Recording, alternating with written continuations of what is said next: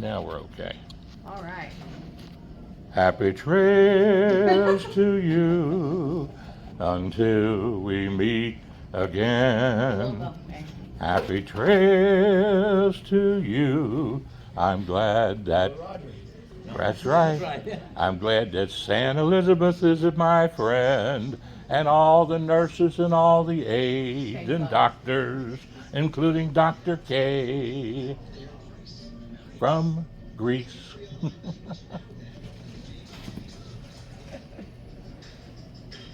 Here, make us famous.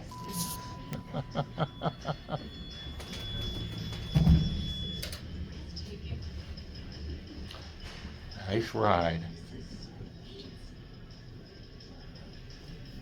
All right, today you're gonna lay low, okay? Today Take I'm it easy. lay low, take it easy, no hot drinks yet, Correct. and be peaceful. And I guess you all do y'all notify home health care that I'm back home, or will be back home? Since this was just an outpatient procedure, we do not. Oh, So okay. were they scheduled to come today? I don't know if anybody's scheduled to come today or not. I Okay. don't think so. I So think they next, should just continue on their Yeah. regular schedule. What are we looking for here? okay, looking for, that's sitting right out front. All That's right, I like it. I think it's out front there now. I saw a car, but no, it's not there yet. Must have been a different car. A van's what we're looking for, a blue van. All right. Are you okay with waiting out here? I don't think it's too cold. No, I'll be fine. There's a blue van going around the circle.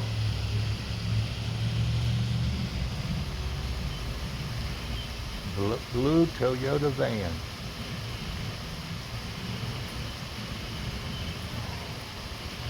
Hello. Bullet. Yeah, her name's Bullet. That's so cute. Hi, Bullet. She's so fast when I got her, I couldn't catch her. That's I'll back darling. up, DJ. There were too many cars here, I had to park there. Yeah, this is it right here. Miss June driving up Are you getting in the front or back? the front. All right.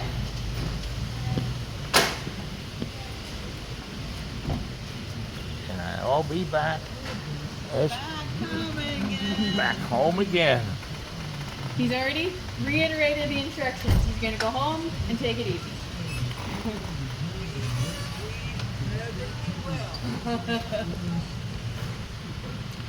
Okay. All right, my dear, you take care Thank of you yourself. very much. There's my princess. Oh my Come to get me. Turn that off. Turn it off. Okay. Goodness gracious.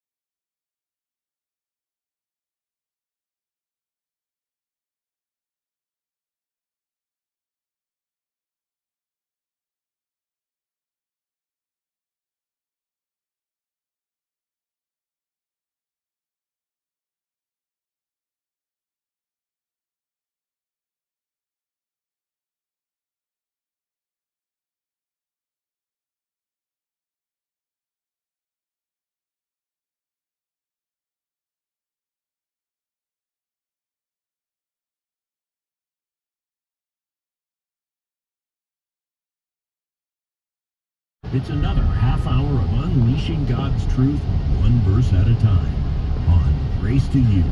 Are you ready? Are you ready to head back home from the wonderful St. Elizabeth Hospital?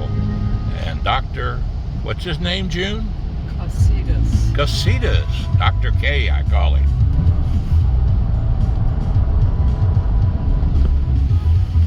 Heart still alive and functioning. Thanks to some good surgery, good hospital, good nurses.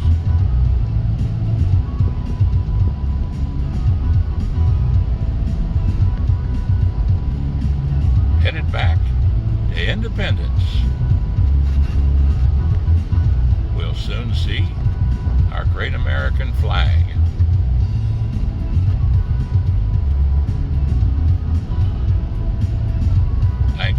kids' prayers, Holly and Pamela, and Guy and Now let's Cincinnati. Michelle. 570 Southern Kentucky Gospel, WIDS, Russell Springs, Jamestown. And WIOK 107.5 FM on the radio dial. Schools and government offices have closed in some Gulf Coast states. Widespread severe thunderstorms are expected with the potential for tornadoes. The National Weather Service warning that severe thunderstorms expected across parts of Louisiana, Mississippi, Alabama, and the border panhandle, with the potential of tornadoes and damaging winds. President Biden proudly welcomed Japanese Prime Minister Koshida to the White House for an official visit. White House correspondent Greg Cluxton reports.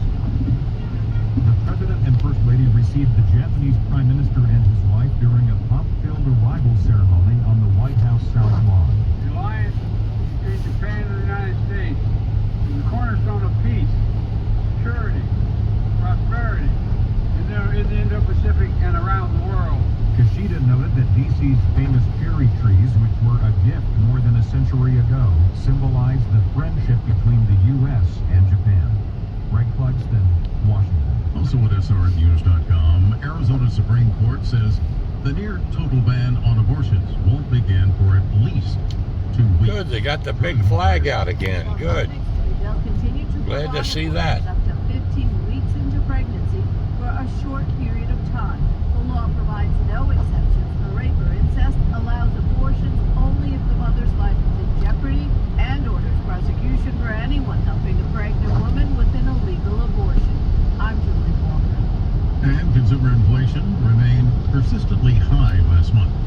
Prices outside the volatile food and energy categories rose 0.4% from February to March. The Dow is down nearly 500 points now. This is SRN News. Entrenched powers that are fighting this with everything they've got. They want to keep control over the country, the narrative, and the nation's money supply. Hi, I'm Lance Wallnau. I'm a news analyst, a Christian author, and evangelical leader. I speak to millions of people every week, people just like you. You see, what the elites are doing is using inflation and government handouts and now central bank digital currencies to determine how they're going to control America. And that's why I recommend all Christians start a gold IRA from the Birch Gold Group. Because physical precious metals are one of the few ways you can maintain control over your own savings. To get a free info kit on gold IRAs, text the word FAITH to 989898. Birch Gold Group is the only gold company I trust. Get their free info kit and you'll see why a gold IRA can help you. There are no strings attached. Text the word FAITH to 989898 and you're going to be blessed by taking action right now. A new study addresses why Americans are quitting religion. SRN's Michael Harrington with that report. According to the Public Religion Research Institute, 2/3 of people who have abandoned faith of any kind say they did so because they just don't believe anymore. About half of those who have chosen to become religiously unaffiliated also say they had a problem with biblical teaching on homosexuality, pledging their allegiance to the LGBT agenda over faith. Religiously unaffiliated people are about 26% of the U.S. population. Michael Harrington, SRN News. The National Association of Intercollegiate Athletics has announced a policy that bans males from competing against females. The NAIA is the governing body for mostly small colleges, covering about 83,000 athletes across the country.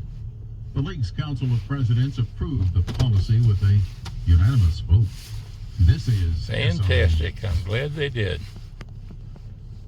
I support Kentucky's that. Democrat governor has vetoed a GOP-backed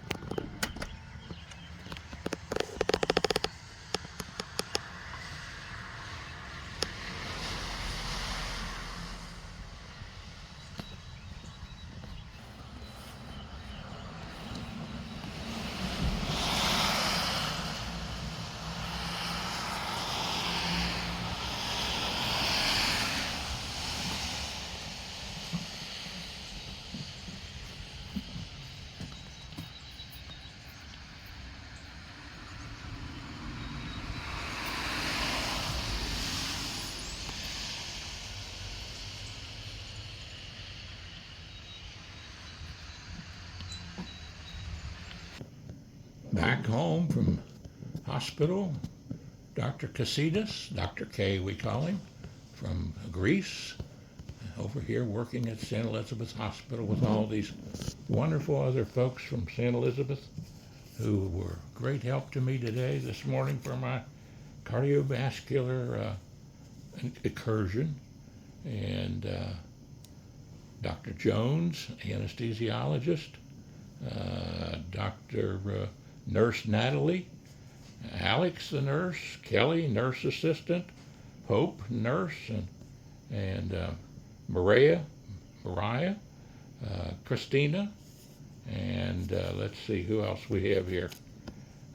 Josh and Abbott. Josh, who's the Abbott representative, and Abbott is the machine that I work with on my pacemaker, and they do a great job, and everything looks great. And everything looks great for the timing, so I'm supposed to stay calm today and not drink anything hot for the rest of the day and just rest. So I'm trying to do that here at the house. Of course, it's a little hard to rest sometimes when you see the country around you falling apart with a president who doesn't even understand how to stop the immigration illegals coming over and hasn't figured it out in his head yet. Oh, geez, sad for the country. And then we got the NPR, the National Public Radio, with just straight, well, they have 87 employees, 87 of them are Democrats. No even any representation from the other party, and writing all these phony stories about Russia and everything else. How terrible. What a shame. And on so many other things. As they say here, there it is right there.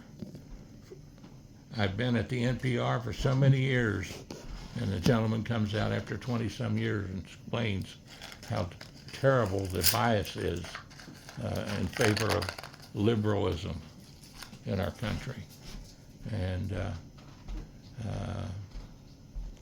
And they purposely, NPR editor says, outlet tried to damage Trump every way they could. And that's with the rest of the liberal mass media. It's a shame. And you try to explain that to some of them and talk to them about it, and they ignore you as if it never happens. I'll tell you what, bias happens everywhere, every time.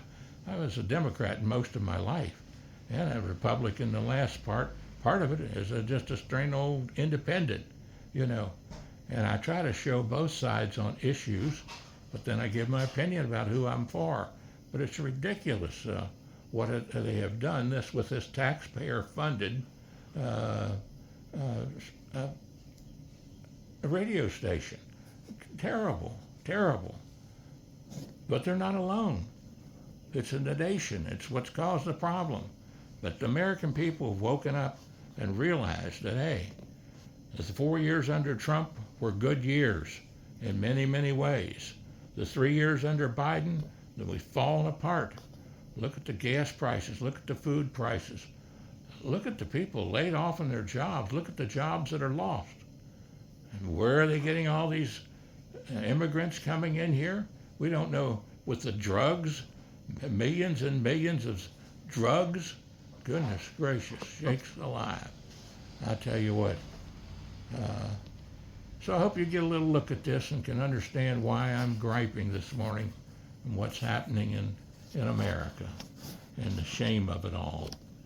And to those folks that are Democrats and liberals and still want to be supporters of Biden, just don't make it up how he is not liberal and how he is not doing these things with corruption with his family and everything. It's terrible. It's infiltrated the whole system. And here we got funding of taxpayer dollars, the whole radio system that is nothing but bias. Terrible. Shameful. Well, one thing is true. Apparently, whoever is putting out the content for NPR is not interested in debate. So you don't know if you're getting a real pool of contested, greatly debated, factual information because it's all coming from the same think tank.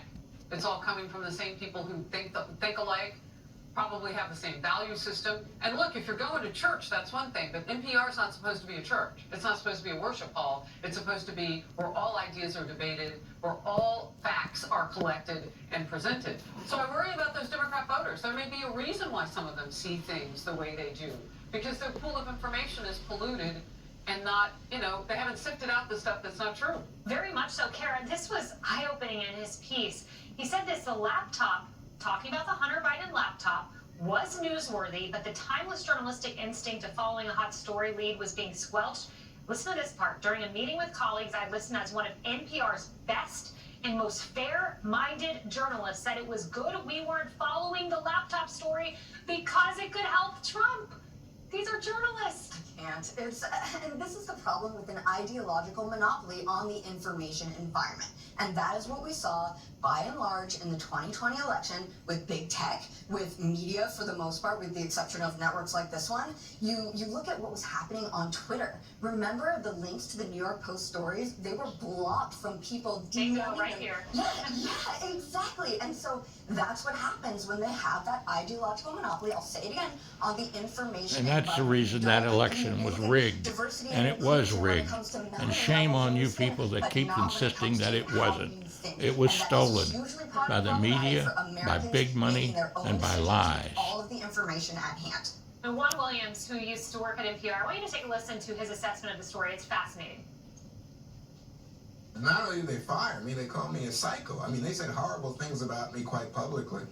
So no, it doesn't surprise me what he had to say. In fact, I think, and this of course was before Trump, Laura, so they are very much an insulated cadre of people who think they're right, and they have a hard time with people who are different. So even for me, and I don't think I'm any wild-eyed conservative, but they thought I was too conservative. No, I think Juan is further liberal, but he at least listens. I think Juan raises a crucial point. I think you raise that crucial point. All Juan and Berliner want are divergence of opinion on their air. Berliner is not one of these guys that's going to be attending CPAC next year, all right? He's a hardcore liberal. All he's asking for, though, is divergent points of view on his air so that the NPR listener can get that. Instead, what you have, don't let their smooth, docile tones on NPR fool you. They are a hardcore, ruthless, far-left propaganda machine. But guys, the difference is when MSNBC does it, they're allowed to do that. Why? Because they're not funded by the taxpayer. NPR is funded by your taxpayer dollars. Right. You are paying for that. So NPR should represent a cross-section of the taxpayers out there. 87-0 does not represent a cross-section. Amen. Don't let the smooth, docile tone Yes. mislead you, because it is kind of like sleep-inducing. But Emily, I mentioned this has happened at other outlets. James Bennett, the New York Times opinion editor, we don't have time to put it up, but he wrote an article for The Economist when the New York Times lost its way. And he talked about how they put trigger warnings or advocated for trigger warnings on conservative pieces. Imagine what we don't know. You have some courageous journalists who have spoken up, but what don't we know? Right. I'm so struck by this because the truth coming out will no doubt be totally squashed by this same machine that has perpetuated it. And the NPR that we grew up with, right, you remember, I already talked about this, that back in 2011, a good quarter were conservatives of their listenership. A good quarter were middle of the road. 37% were liberal. It really did reflect a diversity of ideological thought and what America looked like. He said, nothing made us prouder than hearing that a farmer on his tractor at sunrise was listening to Morning Edition, and that wasn't rare. Cut to 2023, when we have, as they said, the muse of Russia, that collusion nonsense was Adam Schiff. Well, Schiff was interviewed 25 Shame times. on He him. became Over and over again. He became the true north. None of you guys are 21, right? Cops Spring Break. New episode Friday on Fox Nation. The only place to watch new episodes of Cops. All part of Fox Justice. Don't miss your last chance to sign up.